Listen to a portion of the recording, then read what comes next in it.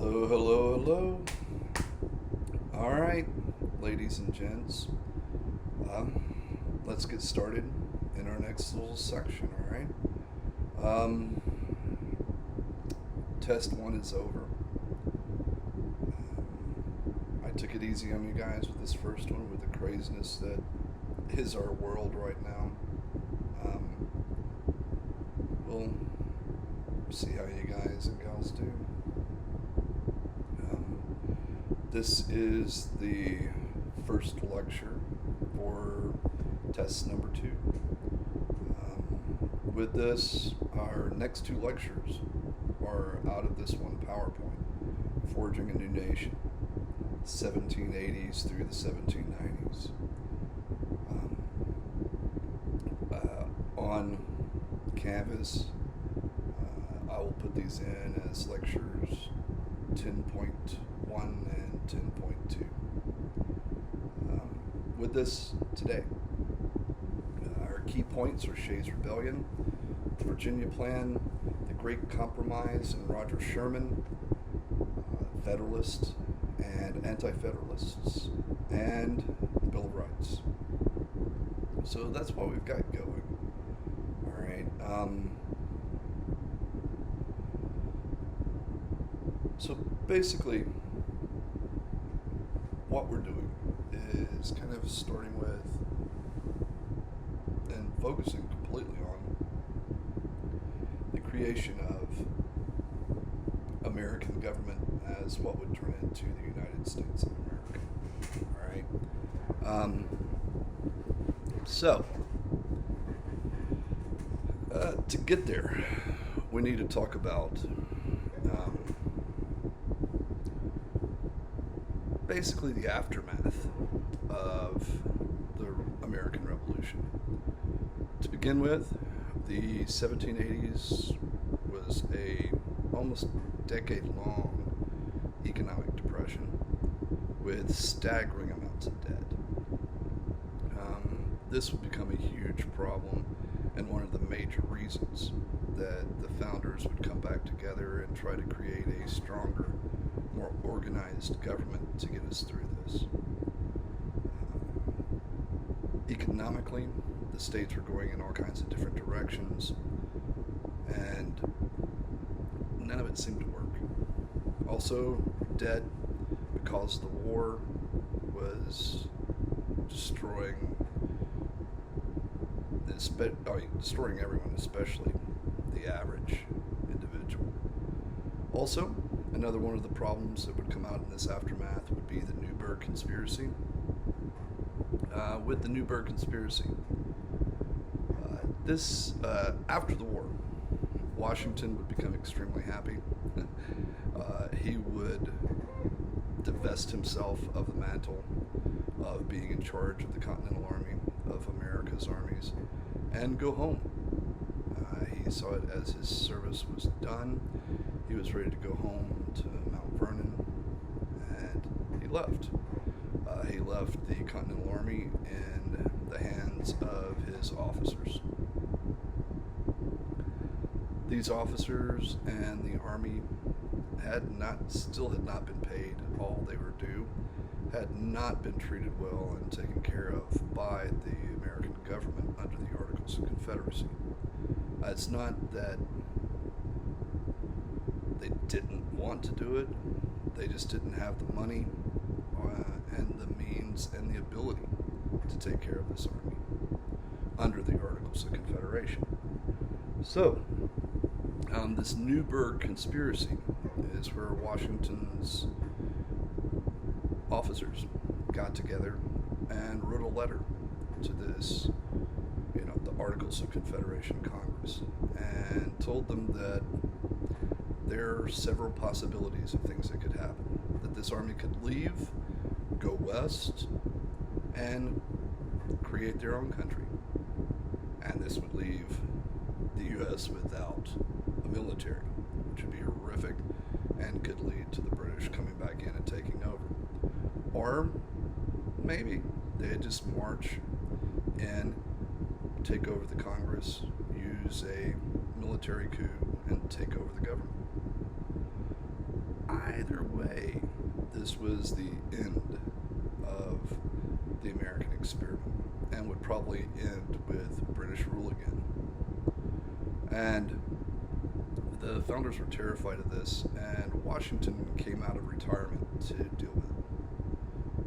Washington called together and got his officers to meet with him.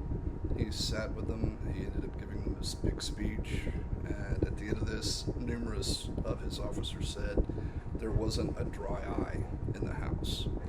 They swore allegiance to him, and he had swore allegiance to this American experiment.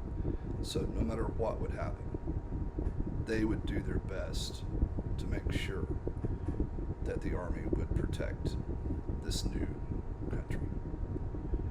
The other big thing that would pop up during this time that would help push us towards what would become the Constitutional Convention is Shays' Rebellion. All right.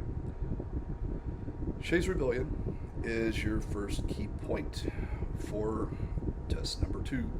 All right. Shays' Rebellion kicks off in western Massachusetts.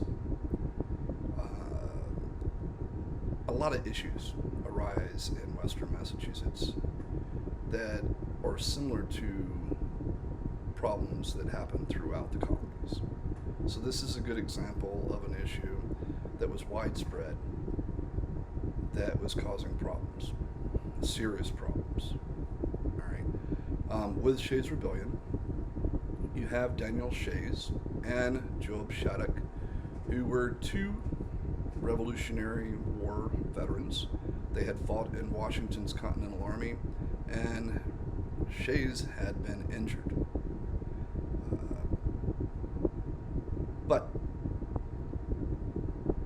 with the war's end, everybody had gone home, of course, and these two men had gone back into the West to take up farming again. They were agriculturalists. And the Depression and debt really hit the farmer more than anybody else, in a deep, deep way. These farmers had been off to war. The war had, if nothing else, interrupted agriculture in America due to all the fighting and violence. And it takes a long time for a farm to recover from a war. A good 3 or 4 years to start really producing again, and even longer to be really productive and start making money again. And the Massachusetts government was not caring, didn't really give a shit.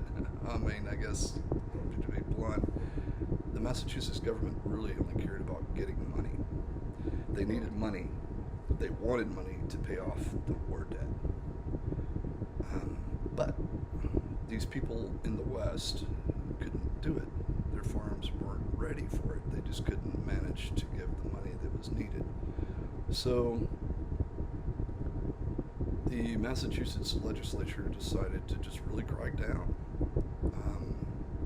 They started taking people's farms. They started throwing people in debtor's prison and selling off the farms just to make the money to pay off this debt. The Massachusetts legislature at this point really was controlled by the eastern portion of Massachusetts.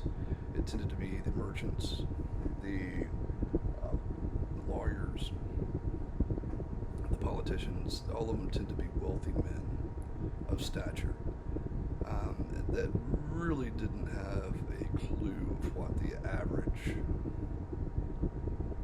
farmer was going through. So Shays and Shattuck started organizing men in the West. At the height of this rebellion against the Massachusetts legislature, they would have more than 4,000 men. They were breaking men out of debtor's prison. They were going to these auctions that was selling off farmers' land and buying it back for what basically nowadays would be a penny, through threat of violence and giving it back to the farmer. They were in open rebellion against their state, pushing for the common farmer, pushing for the common man. All of these things that were happening terrified the founders. This created unrest, this created civil war, this created things that could just topple this newly created nation that was at best crawling along. It wasn't even limping. So they knew they had to come together. They knew they had to do something new. So, get a little bit of background on Shays' Rebellion, our first key point. So let's move into and talk about, really get into that Constitutional Convention. This is where we'll spend the rest of this lecture. All right. A little bit of background. We need to do the background first. First and foremost, let's talk about a individual, James Madison. James Madison would become president after Jefferson in the 1800s. He was one of the younger of the founding fathers. He was a Virginian and a protege of Thomas Jefferson. Madison is considered one of the most intellectual and one of the most brilliant of our presidents.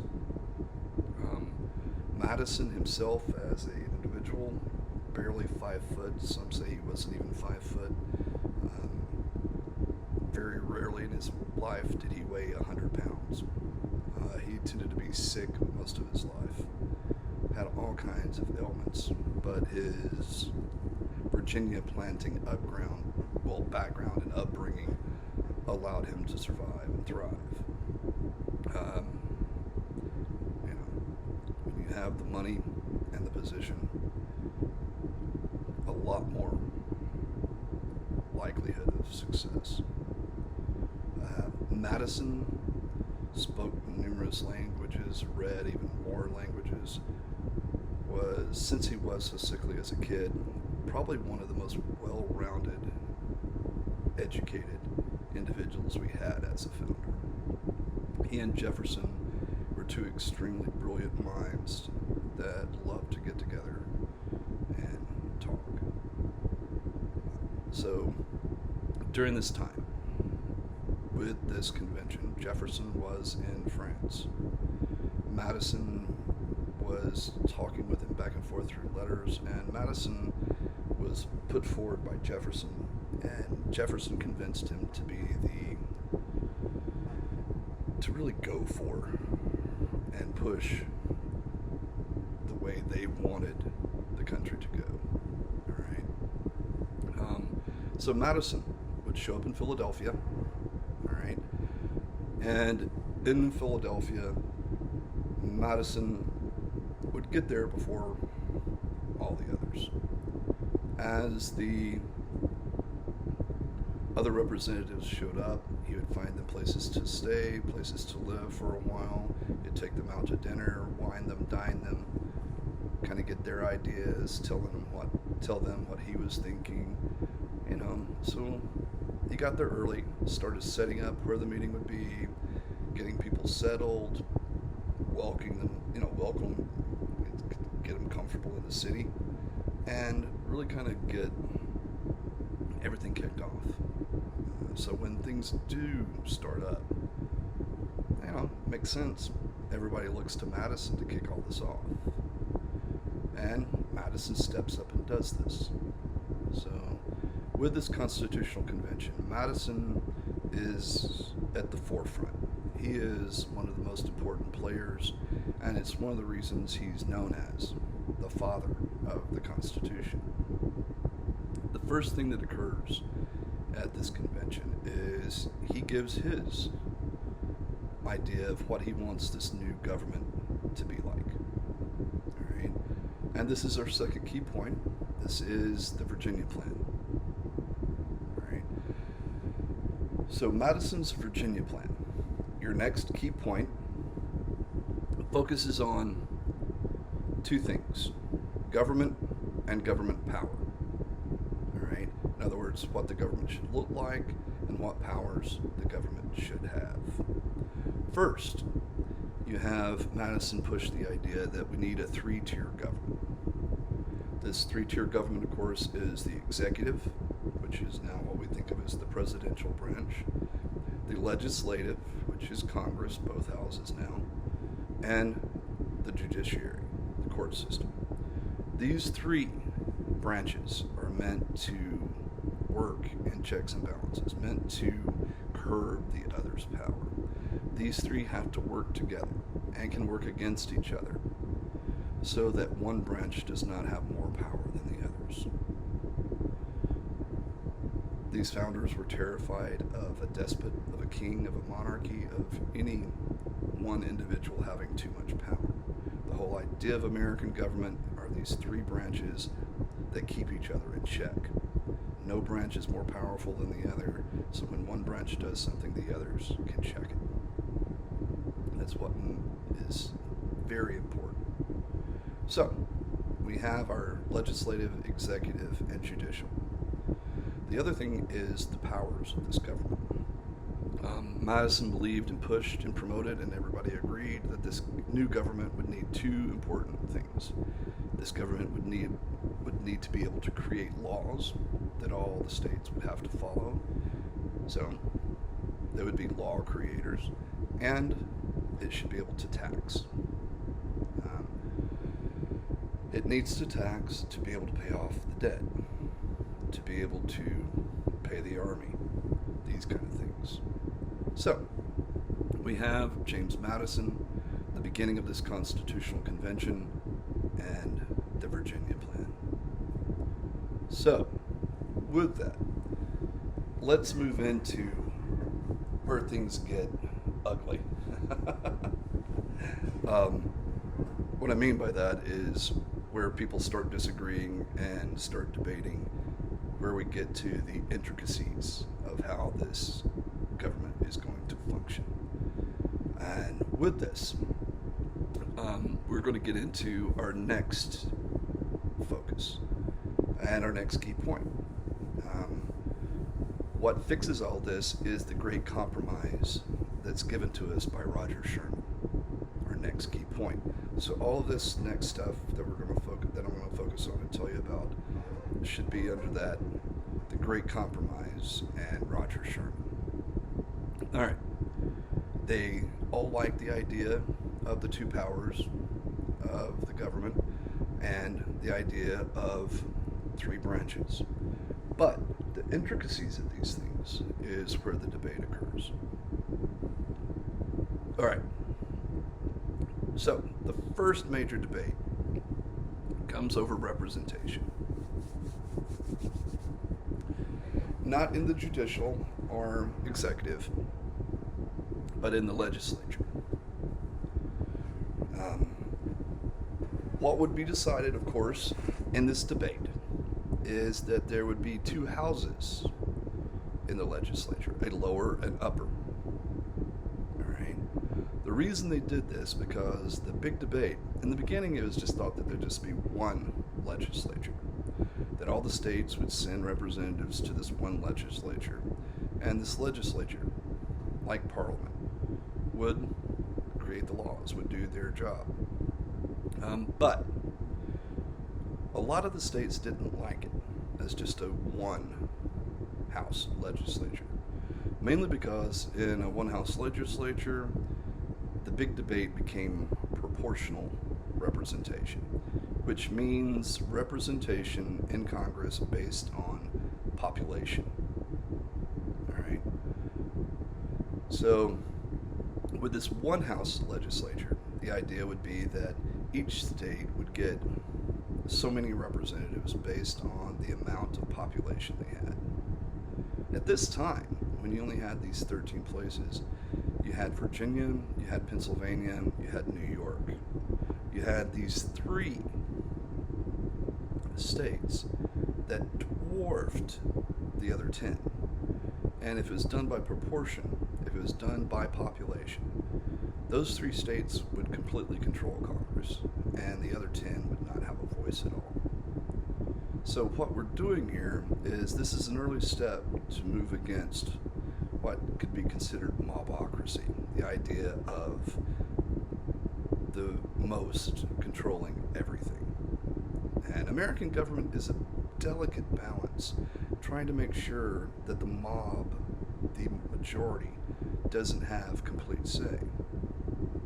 It wants this balance where all voices can be heard. So, with this idea of representation, what ends up coming out of this great compromise, or the Connecticut Compromise, it could be called either, because Roger Sherman, who created this compromise, was from the state of Connecticut. All right. So, with representation, what happens, what occurs, is they decide to create two houses, an upper and a lower. The upper, of course, is the Senate, where you get 2 representatives. All states get 2 representatives. And the lower is the House of Representatives, that is done by proportional representation, meaning the larger the state, the more representatives they get. So, when a law or when somebody wants to create something to go through Congress, what has to happen is it goes into the House of Representatives, or what most people just refer to as the House. All right. With this, it goes through the House where you have proportional representation, where the mob controls. They create it.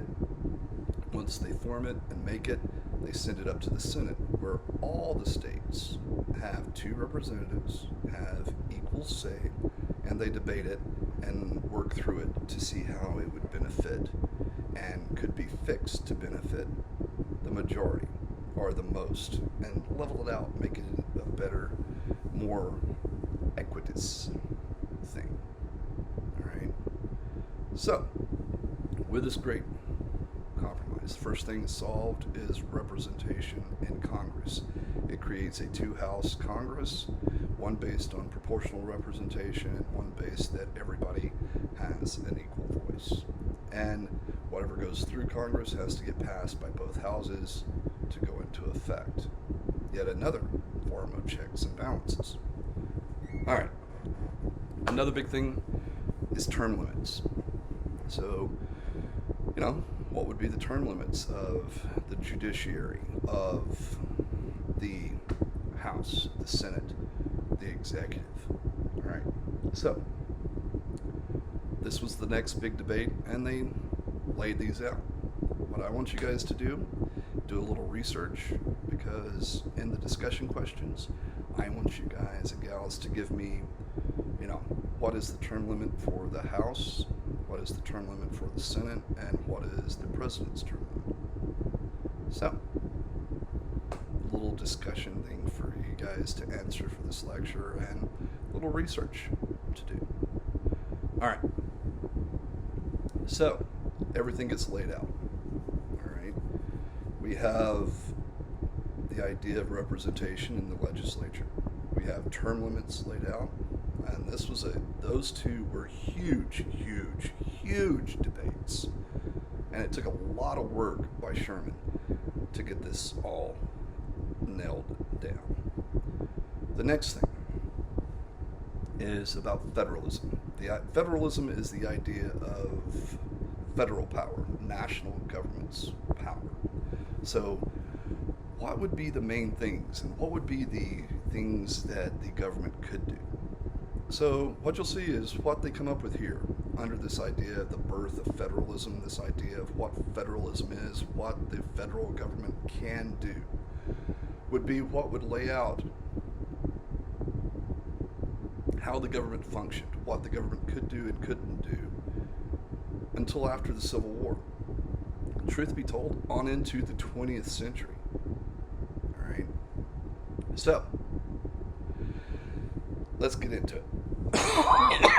Let's finish up with the birth of federalism and what federalism would be for the 1800s. And this all comes and is part of the Great Compromise. All right. So, let's see. Let's start with the idea of laws. All right. On the national level, with federalism, with the idea of a national government under the Constitution that would create the United States of America's government, supreme laws were the idea. This is saying that when the federal government creates a law, all states have to obey it. This is not saying states can't create their own laws and do things in many ways on their own. But when the federal government has a law, everybody has to go by that law. A state can't have a law that contradicts it. So the idea of supreme laws. Another thing is foreign relations. This is a very important thing for a country, right? The idea of foreign relations, who talks to the outside world. With federalism, the idea that the federal government, representatives hired and promoted and put into office by the federal government, are the only ones that can do and participate in foreign relations. So states by themselves, say South Carolina wants to go off and do something with England, they can't. States cannot conduct foreign relations, only the federal government. So this way, the United States have a united front in the world. All right, next thing is citizenship. Every state at this point, when it was a colony, when it was a state, did their own thing. They determined who was a citizen, who wasn't a citizen, and what it meant to be a citizen. That changes with the birth of federalism. Now it is the federal government that decides who is an American citizen, not a citizen of Massachusetts or South Carolina or Georgia or Maryland. No, who is an American citizen? Because this is that shift away from a colonial, away from a Massachusettsan, a South Carolinian. This is that shift in ideology toward American. So the federal government decided who would be an American citizen.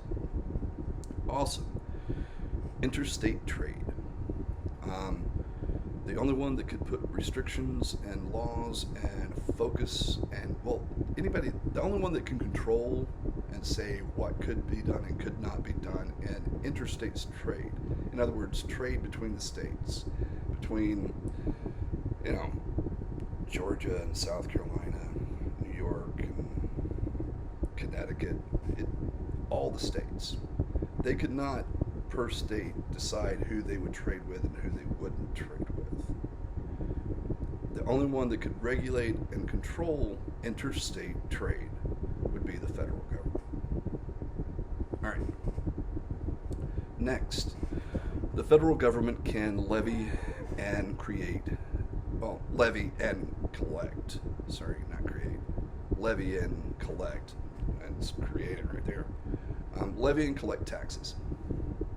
So, the federal government has the power to tax. During this time and through the 1800s, they really only had one way to tax. It was imports and exports, things coming into and going out of the country. Those things would be taxed by the federal government, and that's where the federal government would make its money. That's where most of the federal money came from during the 17 and 1800s. So it could levy, which means create, and collect taxes. All right. Another big thing is frontier diplomacy. This is a lot more important than it is given, because it's not really covered that much. But this has huge importance. All right. This is one of the things that would sway a lot of states that really didn't want to give up power, but would give it up for this. Frontier diplomacy. This meant that the natives would be dealt with by the federal government. No longer would the states have to protect themselves from the Native Americans, that the federal government would step in with the federal military and control what horrifically is usually referred to as the Indian problem. So one of the things you'll see with frontier diplomacy is this idea that the federal government would organize a military that would go out and to the frontier to protect white American citizens from Native Americans. And it tended to not matter what the white citizens did to the natives. What mattered is this federal government, this federal military would go out and push natives out of the way. This is really organized genocide. The federal government says, well, you no longer have to create militias and protect yourselves from this threat of Native Americans, or as they said, Indians. The federal government will do it for you. So this wooed a lot of states into the fold. The idea that they did not have to spend massive amounts of monies to kill Native Americans to take their land, that the federal government would do this for them. And that really is what it is. The federal government agreed to take care of what they either refer to as frontier diplomacy or the Indian problem. One of the things that if you research it and look into it that you'll see is that more than 80% of the federal budget from when Washington was president all the way up to Abraham Lincoln, right before the Civil War starts, almost 80% of the budget was spent on frontier diplomacy. In other words, pushing natives out of the way, killing natives to take the land for the white American citizens. So this is organized, legitimized genocide. Also, we have the 3/5 Compromise. This was meant to convince the slaveholding states to come into this. The big part of this is the idea that, well, in most southern states, the white population were sizable, but not too big. But the idea that they could also count their slaves as part of the representation. So this idea is called the 3/5 Compromise. All right. With the 3/5 Compromise, what it states is that in places like Virginia, South Carolina, Georgia, in the South, where you have slave-holding states that have large numbers of African American slaves, those slaves can be counted as part of that state's population. Of course, the slaves have no rights, can't be part of this government or anything else, but those slaves can be counted as part of the population, so more white people can go into and be a part of the federal government. All right, so with this, the next thing to really get into, with this 3/5 Compromise, this means that places like South Carolina gets more white representation in Congress, in that lower house. So right there, with that 3/5 Compromise, you'll notice that it's in a offhanded manner, but technically, with this compromise, you get the recognition of slavery as being legal and okay on a national level and in national government.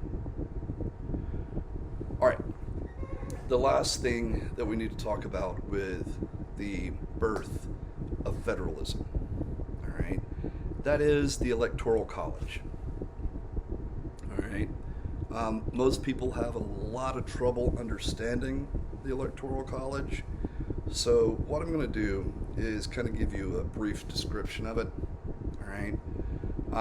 The Electoral College was created mainly to make sure you don't have mobocracy. Just the sheer idea of the vast number of Americans having their way. You wanted a balance, all right? So the idea is the American voters go out and place their vote, all right? With this, every state, all these voters go out and vote. So in the end, when the states tally up the votes and see who wins, the representatives of that state will place a vote, will place votes for the candidate. In this gives the representatives that were elected by the people the chance to discuss among themselves and decide who they would vote for. If the representatives decide who the voters voted for wasn't in their best interest, they could go against it and vote however they wanted. That doesn't happen, but it could. So the idea, in the end, is that the American people vote, you get a popular vote, but in the end, the 538 members, which is what it is today, of both houses of Congress, which makes up what's called the Electoral College, are the ones that actually cast the votes for who wins the election. All right. And of course, you need 270 votes to win in this presidential election for the Electoral College. Hopefully that kind of lays out and gives you a basic idea of voting.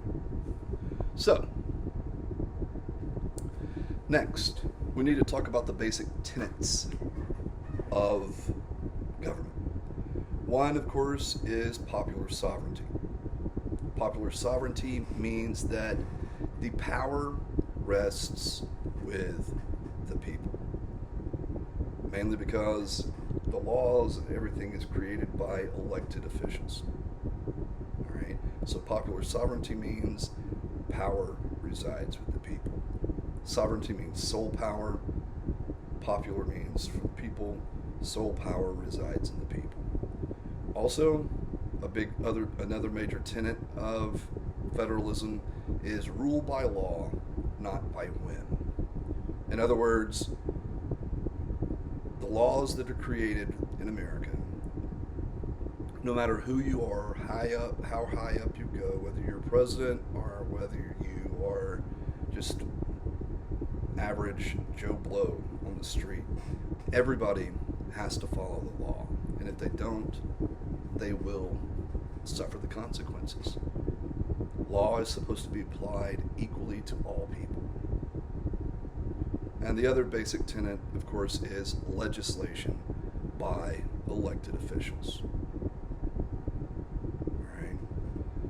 So, our last two key points. The last things we need to talk about. One, of course, is the key point: Federalists and Anti-Federalists. The Federalists were the politicians of this time, of the late 1700s, that pushed for the idea that we need a strong government. All right? We want and need a strong government. All right? The other group, the Anti-Federalists, they pushed and promoted the idea that strong government is a horrific idea. It leads to tyranny. So, the Feds wanted a strong centralized national government. The Anti-Federalists wanted a strong state governments. All right. This is where the idea of states' rights comes from. The the idea from the anti-federalists that you need strong state governments and the federal government should be very limited in the scope of what it can do. All right, so this debate pops off right at the very beginning of the founding of our country and still goes to this very day. People are still arguing over how large the government should be, how much power the government should have, and how much power the state should have. This is one of the oldest running debates in America, just like the issue of slavery and equality. All right.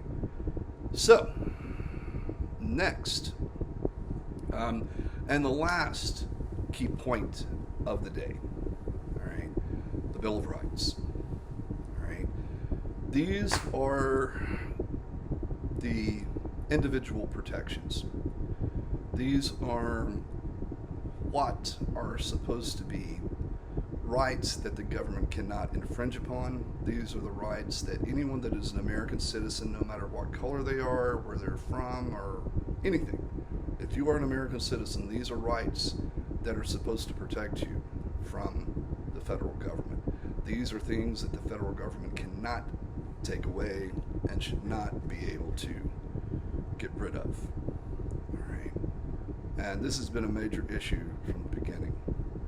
A lot of people would argue that we really don't even have any rights because the federal government throughout our history has stomped all over these basic Bill of Rights, and that it should be called privileges instead of rights because rights can't be taken away where privileges come and go. So let's talk a little bit about the Bill of Rights. All right. Most of you have probably heard of them. Unfortunately, you don't know them. So what I'm going to do is go over them very quickly to wrap this up.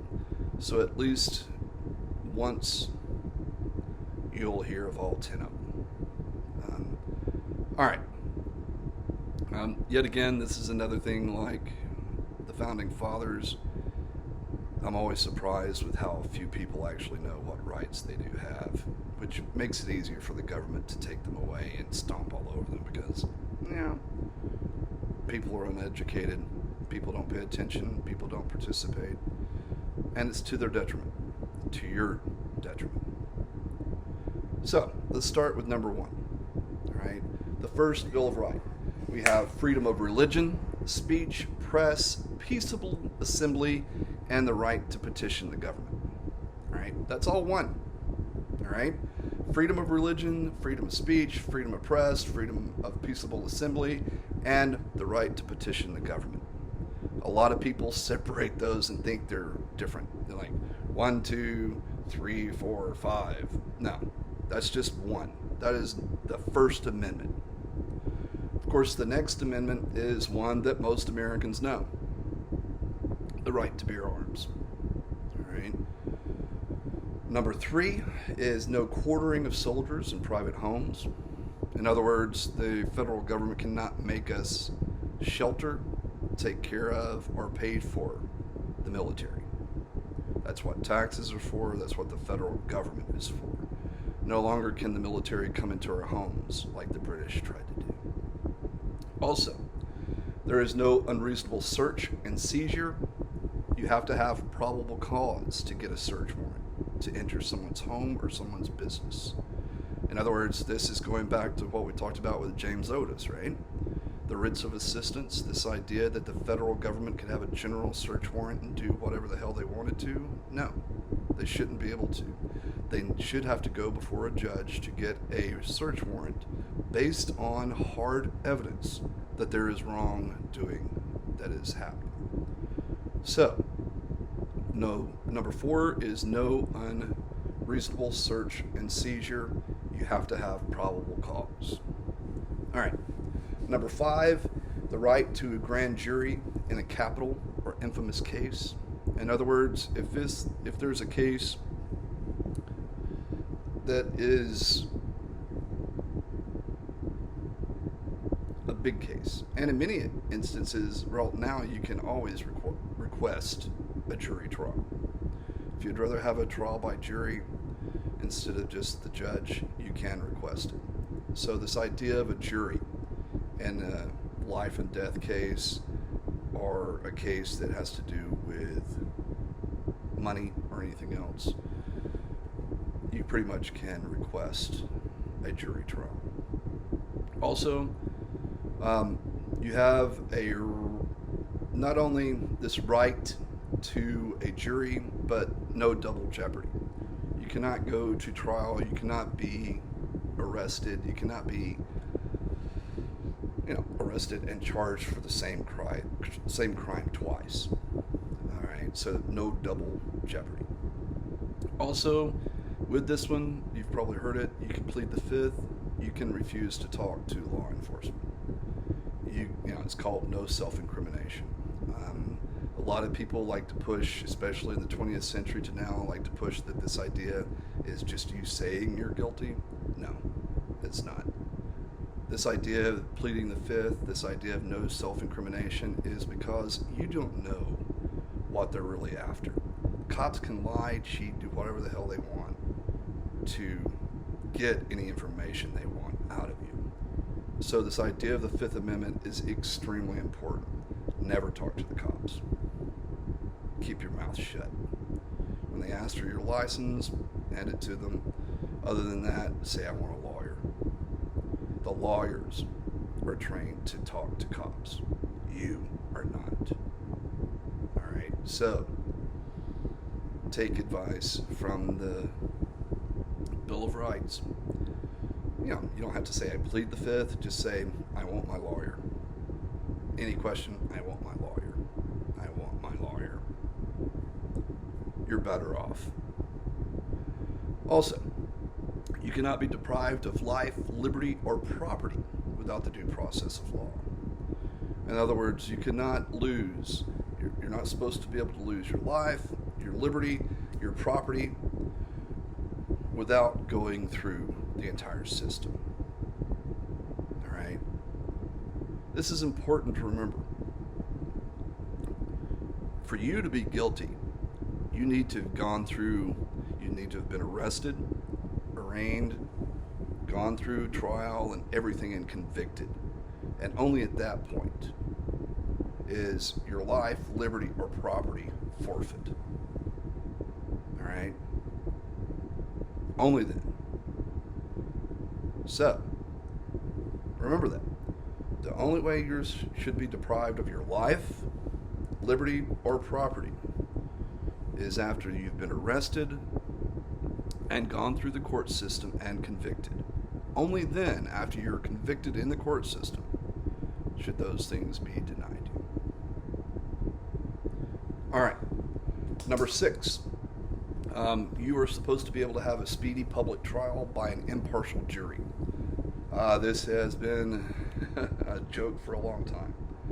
Speedy trials don't happen much anymore. We have we have a lot of lawyers, a lot of court cases. Things get backed up. Also, this idea of an impartial jury. Throughout the majority of American history, the only people that were allowed to be in juries were white men. Women and minorities could not participate. So anytime any of those were on trial, they were judged by white men. Up to you to decide whether that is a jury of your peers, if you're a woman or if you're a minority. I don't think it is. So we have this idea that you should be granted a speedy trial and also have an impartial jury. Also, in the Sixth Amendment, that everyone should have the assistance of a defense. Even if you can afford one, counsel will be provided for you, right? So this is part of the Bill of Rights.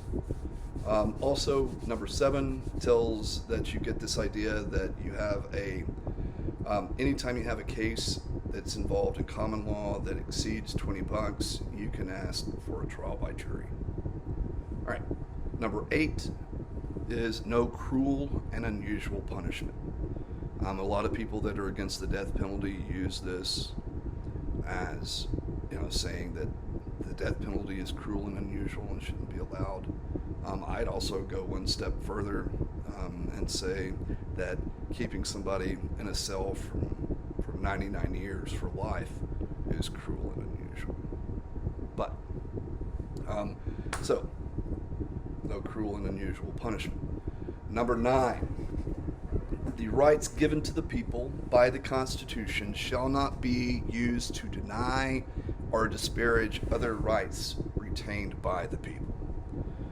All right? So, in other words, the Constitution and the laws of the Constitution can only defend your rights. Anytime anytime a law is created by the federal government that denies you rights, or takes away rights, or lessens your rights, that is unconstitutional. All right. Also, the powers not, this is number 10, the powers not delegated to the federal and state governments are retained by the people. That's straightforward. So now you have your 10 Bill of Rights. And we've got to kick off, and I always started off with our first lecture, that, for test number 2. This is your, I guess you could say your intro to college civics lesson and history lesson. All right. So you get a little bit of idea of the history, the background, and what the federal government was set up for and how it was set up. All right. Everybody have a good day, and I'll see you for lecture 10.2.